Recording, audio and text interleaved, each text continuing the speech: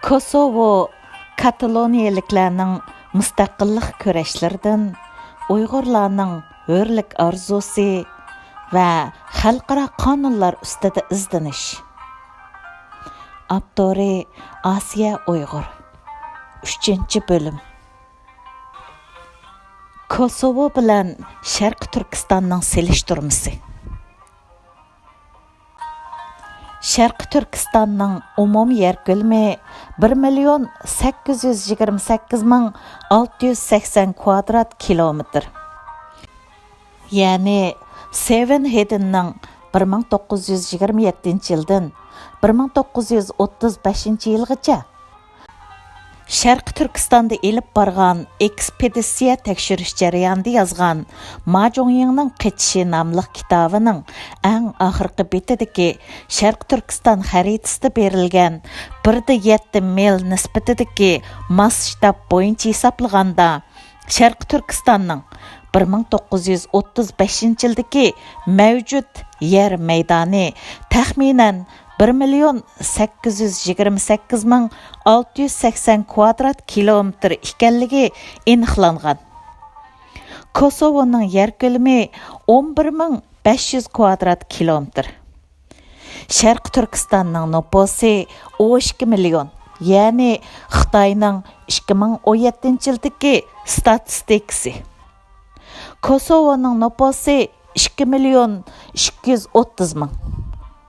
Siyosiy tuzilmasi Sharq Turkiston mustamlika ostidagi kommunist tuzumi. Kosovo bo'lsa demokratik tuzum. Chet el harbiy kuchlarining askar turg'izishi Sharq Turkistonda yo'q. Kosovoda mustaqillikdan avval turg'izilgan. Zimin tavaligi Sharq Turkistonni Xitoy hukumati Jungoning bir qismi hisoblaydi va bu qarash xalqarada birdak e'tirof qilishga erishgan. Serbiya hukumatimi Kosovoni Serbiyaning bir qismi hisoblaydi va xalqarada birdak e'tirof qilishga erishgan, toki Kosovo mustaqil bo'lguncha. Birlashgan Davlatlar Tashkiloti asoslangan qonun Sharq Turkiston masalasida Birlashgan Davlatlar Tashkilotining 2758 nomerli qarori bo'yicha bo'lgan. Kosovo masalasida 1244 nomerli qarorning ro'yi bo'yicha bo'lgan. Xalqlarning mustaqillikni qo'llash ahvoli. Uyg'urlarda aniq statistika qilish imkoniyati bo'lmasa-mu, lekin mustaqillikni tanlash huquqi berilganda Uyg'ur xalqining 90%dan ko'p qismi mustaqillikni tanlaydi deb qaraydiganlar ko'p salmoqni egallaymiz. Menmi buning ichida. Kosovoda 90% xalq mustaqillikni qo'llagan. Chet el kuchlarining aralashish ahvoli. Uyg'urlar masalasida chet el kuchlari texi aralashib baqqani yo'q. Kosovo masalasida Shimoliy Atlantik ahdi tashkiloti Serbiyaga qurolli hujum qo'zg'ab, Kosovoliklarning irqiy qirg'inchilikqa uchrashining oldini olgan. Mustamlikadagi salohiyati. Sharq Turkiston Xitoyning bir parchasi sifatida Xinjiang Uyg'ur avtonom rayoni salohiyatida turibdi. Kosovo bo'lsa mustaqil bo'lishdan burun Serbiyaning Kosovo avtonom o'lkasi edi. Biz yuqorida Kosovoning mustaqillik ko'rishi va mustaqil bo'lish sababi, shundaqla jarayonlari ustida to'xtaldik. Endi biz yaqindala Ispaniyadan ayrilib chiqib, mustaqil bo'lishni tashabbus qilgan Kataloniyaning mustaqillik talabining sabab va natijalari haqida to'xtalamiz. Ispaniya 2017-yil 40 yildan buyonqi eng og'ir sinoqqa duch kelgan bo'lib, u bo'lsa-mu Kataloniyaning mustaqillik talab qilishi edi. Navada Kataloniyami Kosovoga o'xshash o'z oldiga mustaqillik e'lon qilsa, qanday qilish kerak degan masala Ispaniyaning beshini qaturdi. Bu haqiqatan jiddiy hal qilishga tegishlik masala edi. Darvaqa bu ish haqiqatan yuz berdi. Kataloniya o'z ichida umumiy xalq bilet tashlash bilan 43% xalqning bilet tashlashga qatnashishi va bulardan 90% xalqning qo'llashi bilan o'z oldiga mustaqillik e'lon qildi. Lekin orqadilla Ispaniya hukumati Kataloniyaning mustaqilligini bekor qilib, Kataloniya parlamentini tarqitib etdi hamda Kataloniyaning avtonom rayonlik salohiyatini elib tashladi. Kataloniya aslida Ispaniyaning bir avtonom rayoni bo'lib, o'z oldiga saylam o'tkazib, hukumatini saylab chiqish, parlament qurish, rayonda saqchi, ommaviy radio stansiyasi qurish, madaniyat, muhit, tashviqot, qatnash aloqasi qatorliq sohalarda avtonomiya huquqidan bahramon bo'liqliq bir joy. Tashqi ishlar, davlat mudofaasi va moliya boshqarish jihatdagi asosliq siyosatlar Ispaniya hukumatining boshqarishida edi. Kataloniyaning mustaqillik kurashlarining Kosovoning aksicha unumga erishib qelishi xalqaro jamiyatda xilma-xil qarashlarga sabab bo'ldi. Undaqda nima uchun Ispaniya bir demokratik davlat bo'lish sifatida Kataloniyaning mustaqilligini rad qildi? Bu millatlarning o'z taqdirini o'zi belgilash nizomiga xilof qilmish emasmi? Yana kelib, xalqaro jamiyat Ispaniyaning bu inkosiga hech qanday norozilik bildirmadi. Yoki BDTning tinchlik saqlash qismlari Kataloniyaga bosib kirmadi. Buning sababi nima? Kataloniya aslida 12-asrdan avval podshohlik tuzumidagi davlat bo'lib, keyingi tarixiy davrlarda boshqa davlatlar bilan qudilishish, tuqqandarchilik munosabatlar sababidan boshqa davlatlarning boshqarishi ostida bir avtonom rayon shaklida mavjudligini saqlab kelgan. 18-asrda Ispaniyaga qarshi urushga qatnashib, hamkorlashuvchi tarafidan tashlab etilgandan keyin Ispaniyaga mustamlika bo'lib, avtonom rayonlik huquqidan ayrilib qolgan. Hatto shu davrlarda Kataloniya tilimi umumyuzlik cheklangan. 19-asrdagi dunyoviy milliy uyg'onish harakatlarining ta'sirida Kataloniya millati va tilini asli keltirish uchun tirishgan. 1931-yili Ispaniya davlat bo'lib qurilib, Kataloniyaga avtonom rayonlik salohiyatini qayta bergan. Kataloniyaning iqtisodiga qaraydigan bo'lsaqmi, Kataloniya Ispaniyadagi eng boy rayonlarning biri bo'lib, Ispaniya hukumatiga yiliga 20%lik boj topshirib kelayotgan Kataloniya Ispaniya hukumatidan topshirgan bojga tushliq nafga erishalmaganlikdan intayin norozi bo'lib kelgan. Gerçi Ispaniya davlati 50 o'lkaga ayrilib, har qaysi o'lkalarga o'zini idora qilish huquqi berilgan va bularning ustida Kataloniya qatorliq 3 avtonom rayonga yuksak avtonomiya huquqi bergan bo'lib, Ispaniyaning davlat ahvoli bu shaklda bir ittifoqdosh jumhuriyatlardan farqsiz bo'lsa-mu, Ispaniya yanala bir davlat nomida atalib kelgan. Ispaniya Kataloniyaning mustaqilligini bekor qilgandan keyin Amerika qatorliq g'arb ellari, Yevropa, shundaqla dunyoning har qaysi joylaridagi davlatlar tushma-tushdan Ispaniyaning zamin butunligini himoya qildiganligini bildirishgan.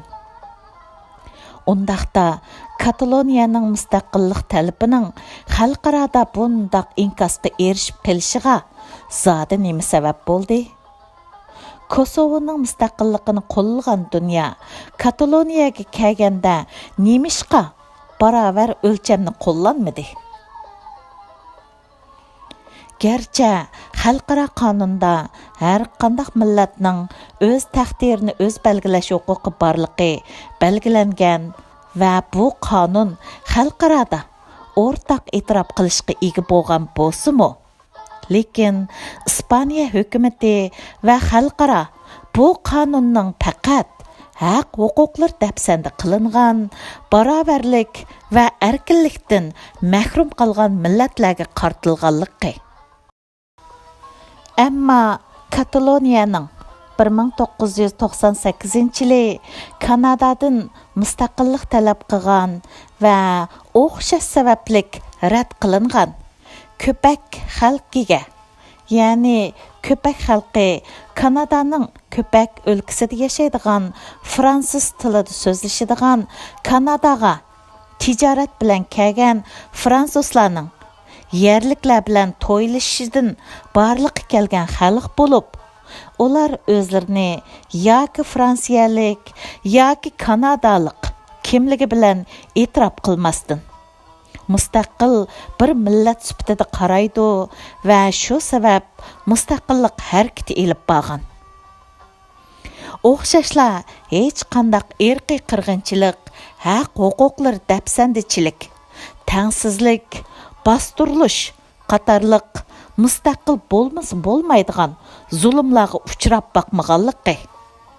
Aksichi bo'lsa, ular demokratik bir jamiyatda boshqa millatlar bilan barobar huquqda yashayotganligi uchun Kosovo mustaqilligini qo'llagan ellarning e'tirof qilishiga erishalmagan. Xotima. Biz yuqorida Kosovo mustaqillik kurashlar bilan Kataloniya mustaqillik harakati va natijalari. Shundaqla bu ikki millatning mustaqillik kurashlarining o'xshamagan natijalar bilan oxirlashishining sabablari haqida tafsili to'xtalib o'tdik.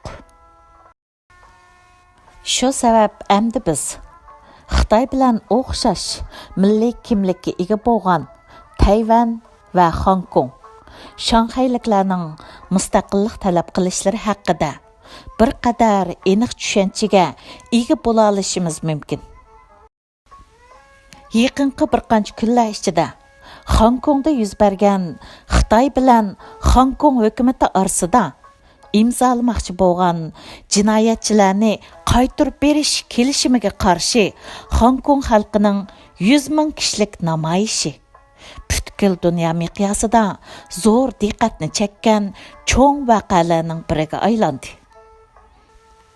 Bu voqea qatnashgan odam sonining ko'pligi xalqaro jamiyatga Xitoy hukumatining adolatsiz siyosatlarga qarshi kishilarning oz emasligi bilan uchur bergan bo'lsa, Xitoy hukumati ichidagi avtonomiya yoki o'zini idora qilish huquqlari berilgan rayonlarning xalqaro qonun tartiblarida belgilangan avtonomiya huquqidan to'liq bahramand bo'lgan yoki bo'lolmayotganligiga nisbatan gumon qarshini kuchaytirib, Amerika Xitoy savdo urushlari tufayli paydin-pay oshkorlanishga boshlagan Xitoyning xalqaro jamiyatni aldash qilmishlari yanama bir qadam ilgirlagan holda yo'rtib berildi.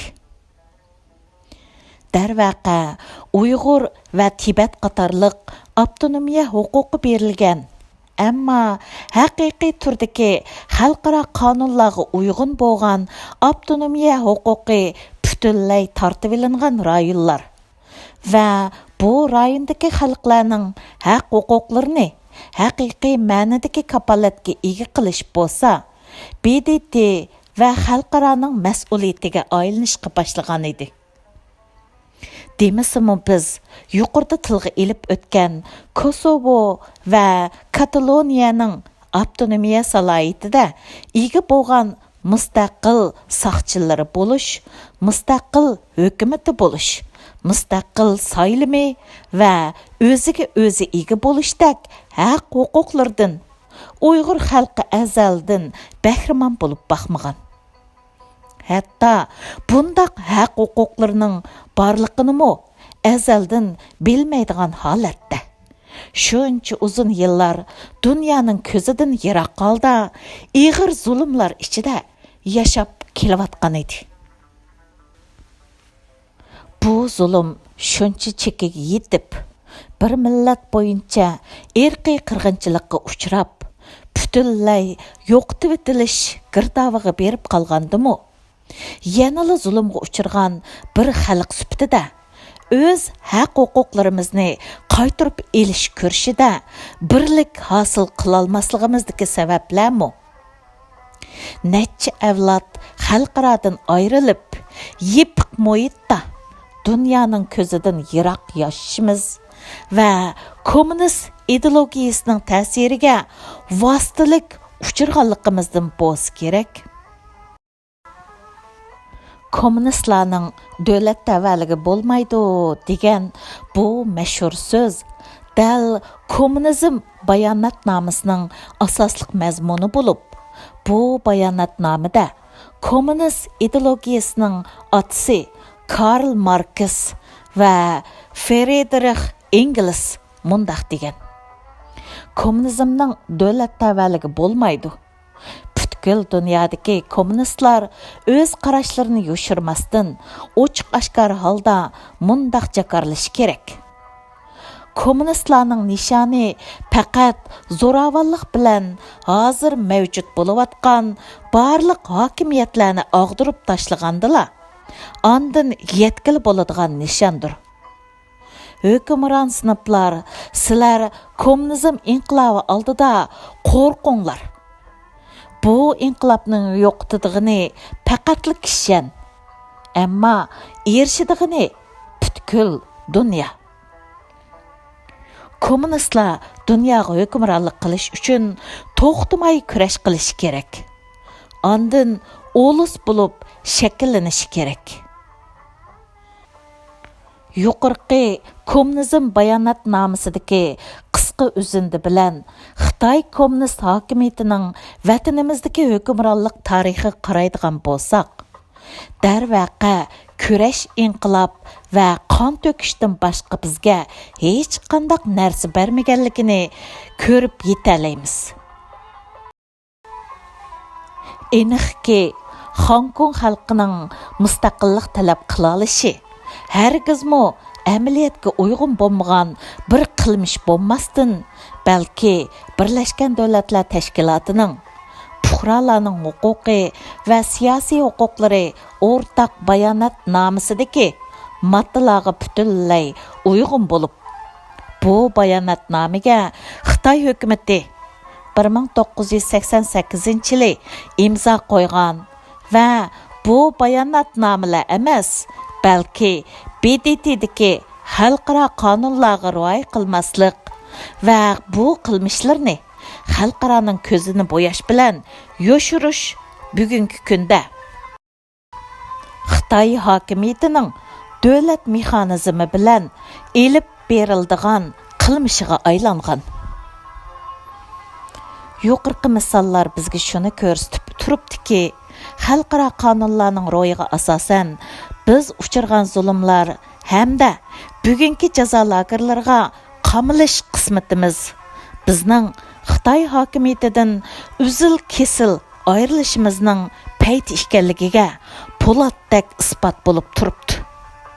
Undaqda Kosovoni qo'llagan xalqaro bizning mustaqillik harakatlarimizni qo'llashi mumkinmi?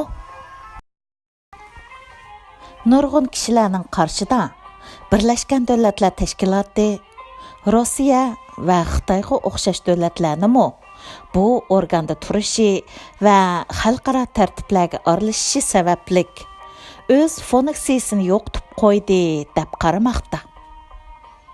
Ammo reallik shuki, BDT xalqaro qonunlar orqali idora qiladigan organ. Yana kelib BDT Mən beshida tilga olganimdek, dunyoning tinchligi, taraqqiyotini kapolatga ega qilish uchun qurilgan bo'lib, demokratiya dal Birlashgan Davlatlar Tashkilotining yadroliq qimmat qarshi va prinsipi. Bu yadroliq qimmat qarash va prinsiplar Dünya Kishilik Huquq Bayonotnomasi va fuqarolarning huquqiy va siyosiy huquqlari kelishimida texmi aniq ifodalab berilgan. Bugunga qadar dunyoning har qaysi joylarida yuz berayotgan, dunyo tinchligiga ta'sir yetkazayotgan barliq omillarga yanala mushu nizomnomalar va xalqaro qonunlar asosida muomala qilinib, bir taraf qilinayotdi. Shundaq turib, Uyg'urlarning haq-huquqlarining xalqaro nizomlar bo'yicha hal qilinmasligini tasavvur qilish haqiqatanmi aqlga sig'maydi. Undaqda Uyg'ur xalqi uchrayotgan bu zulmlar xalqaroga oshkorlanishga boshlagan bugungi kunda nima uchun xalqaroning tinchlik saqlash qismlari vatanimizga bosib kirolmaydi? Nima uchun xalqaro Uyg'urlar masalasida Xitoyni ayblash va Uyg'ur xalqini qo'llashda kuchli bir harakat elib borolmaydi? Bundaq bo'lishida sabablar intayin ko'p bo'lib, bu sabablarning bir qanchisini tövanda o'ylanib beqishinglar uchun sunaman.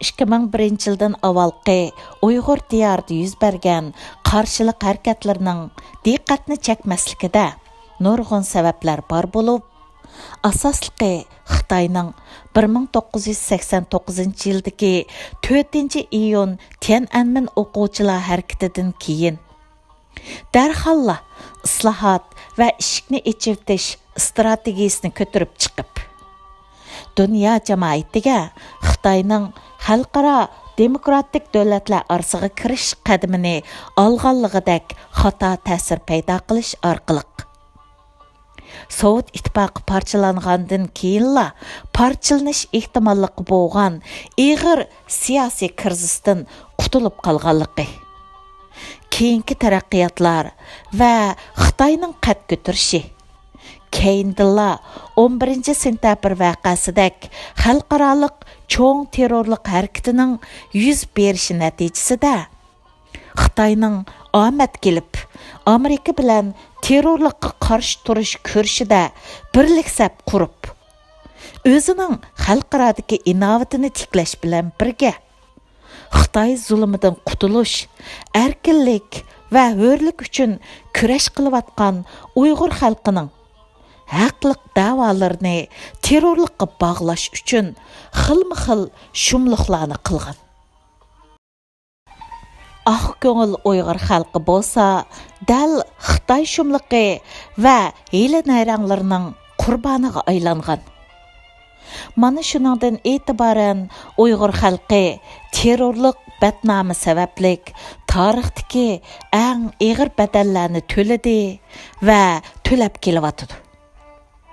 Mana bugun garchi Xitoy hukumati irqiy qirg'inchilik elib berayotgan va bu irqiy qirg'inchiliklar dunyoga oshkorlanishga boshlagan bo'lsa-mu, yanada Uyg'urlarni terrorlikqa bog'lash yo'llari ustida to'xtamay izlanib va yo'chiq izlab, Uyg'ur xalqini yer yuzidan butunlay yo'qotish uchun jiddiy harakatga o'tdi.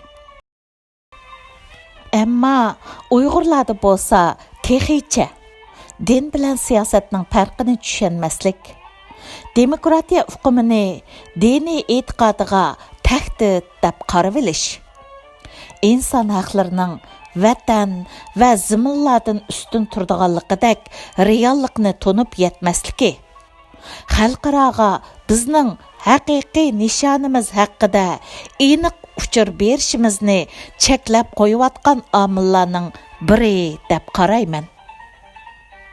Davomi bor.